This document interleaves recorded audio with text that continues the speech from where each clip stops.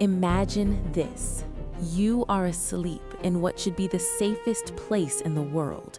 The doors are locked, the windows are shut, the curtains are still, the house is quiet. Then you wake up, not to a sound, but to a smell, a strange smell. Not smoke, not food burning, not medicine. Something oddly sweet, almost floral, but wrong. The kind of sweetness that feels poisonous the second it reaches your lungs. Your legs grow heavy, your mouth dries out, your arms do not respond the way they should. You want to call for help, but even your voice feels delayed, as if your body has been stolen from the inside. That was the beginning of the terror that gripped Mattoon, Illinois in 1944, when ordinary families began waking up inside a nightmare no locked door could stop. America was already nervous. It was wartime. Rumors of sabotage, spies, secret tests, industrial accidents, chemical warfare. Fear was everywhere. But in Mattoon, fear did not stay in the newspapers. It slipped into bedrooms. Women woke to strange odors and sudden weakness. Teenagers said their limbs stopped obeying them. Children cried from burning throats and stinging eyes. Men rushed outside with flashlights and shotguns, chasing shadows they could never quite catch. And before long, one terrifying idea took hold. Something was entering homes at night, and nobody knew what it was. One of the first reported attacks happened in a perfectly ordinary home. A woman was settling in for the night when a sweet, sickening odor drifted into her room. Later, she described it as flowery, but with something metallic and cold hidden inside it. Within moments, she felt weak. Her legs became heavy, her mouth went dry. Panic rose before she could even understand why. She tried to call for her husband, but her voice barely came out. When he arrived, he found her frightened and struggling to move normally. He rushed outside to search the area and claimed he saw a tall figure dressed in dark clothing moving away from the back of the house.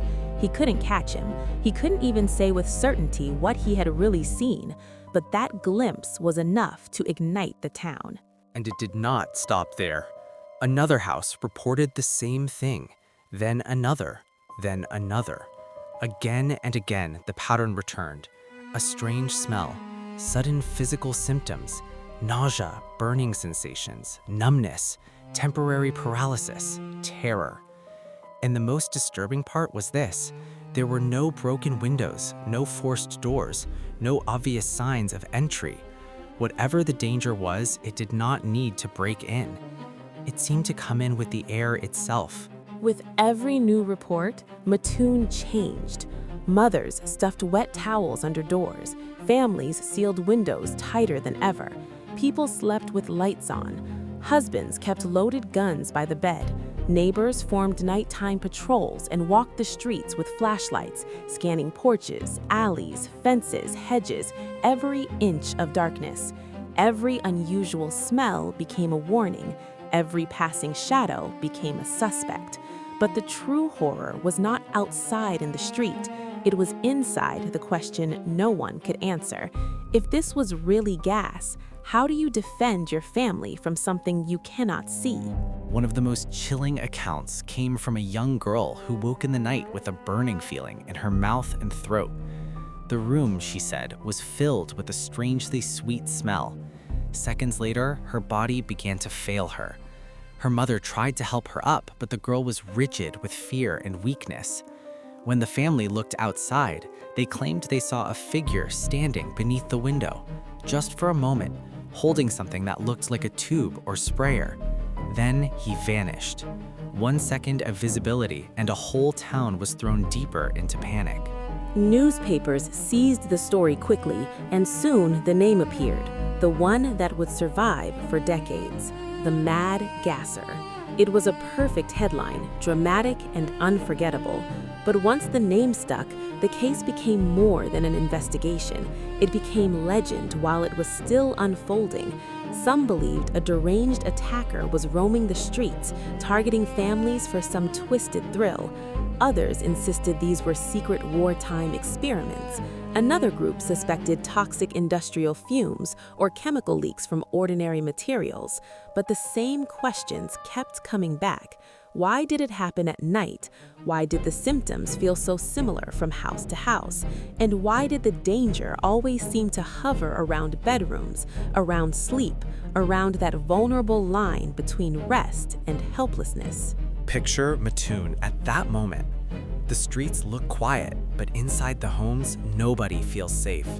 A mother lies awake with one hand on her child.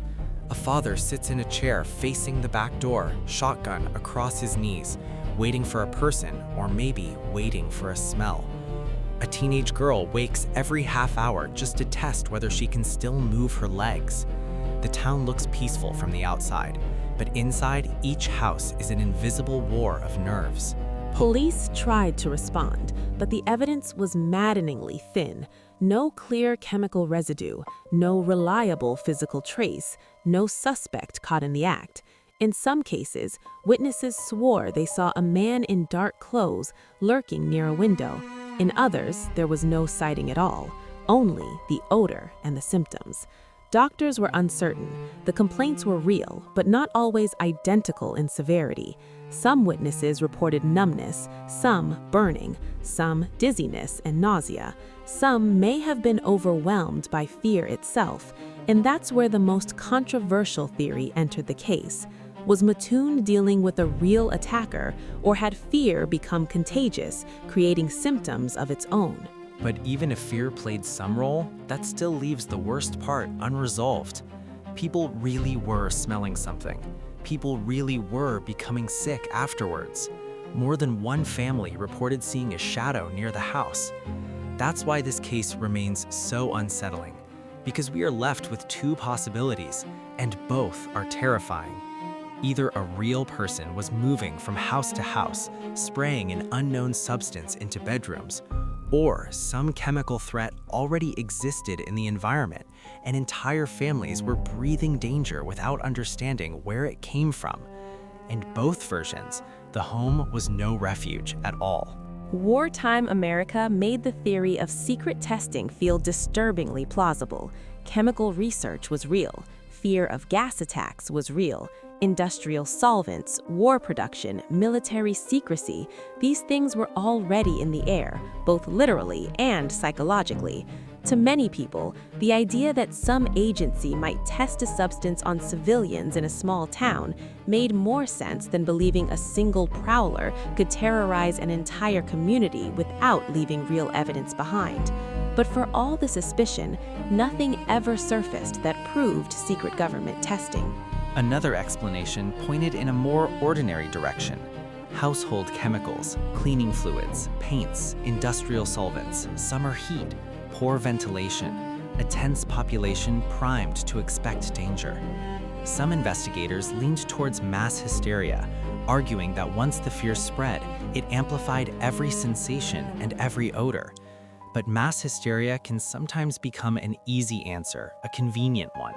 It closes the file without truly calming the people who woke up unable to move, unable to breathe normally, terrified in their own beds. One of the darkest nights came when an entire family had prepared for exactly this. Towels under the doors, windows locked tight, lights kept low, their daughter asleep clutching a toy because she was too frightened to sleep alone. Midnight passed, the house remained silent. Then the mother awoke suddenly, not because of a noise, but because of that strange smell, that same sweet, thick, wrong, suffocating. She tried to rise, but her muscles resisted. She tried to speak, but her voice came out weak.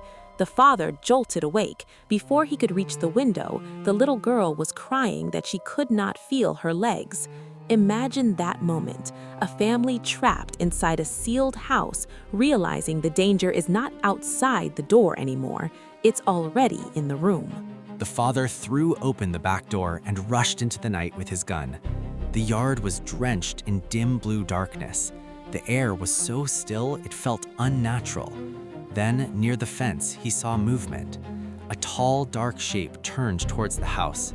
He swung the flashlight towards it, and it was gone. No clear footsteps, no gate slamming, no obvious escape. Just a shadow that seemed to detach itself from the night and sink back into it. When he returned inside, the smell was fading, but the fear had reached its absolute peak. As the weeks passed, the panic began to eat the town from within. Neighbors grew suspicious of one another. Any stranger at the street at night became a possible attacker. Any worker carrying tools, any man in a dark coat, any person with insect spray or mechanical equipment, suddenly they were all suspect.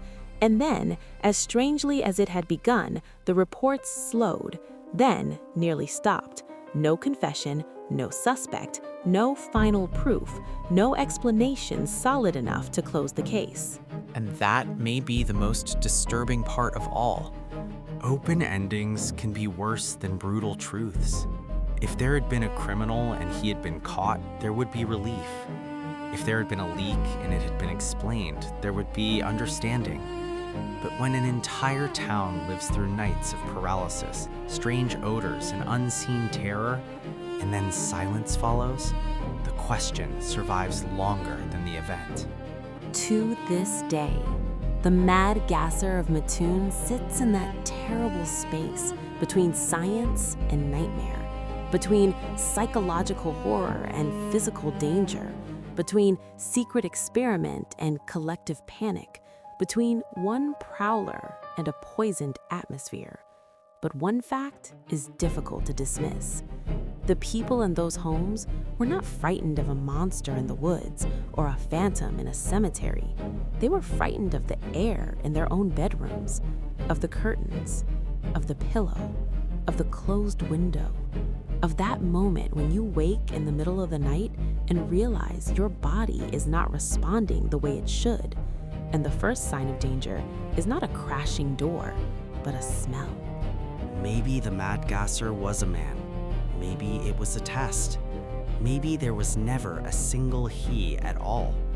Maybe what moved through Mattoon was something larger than one person, an invisible, toxic intelligence made of fear, chemicals, rumor, and wartime paranoia, slipping through the smallest cracks and settling on people's chests while they slept. And the question still lingers. If you woke tonight to a sweet, unfamiliar smell, would you run to the window? Or would you stay perfectly still? Because you already know that whatever entered the house has already entered you.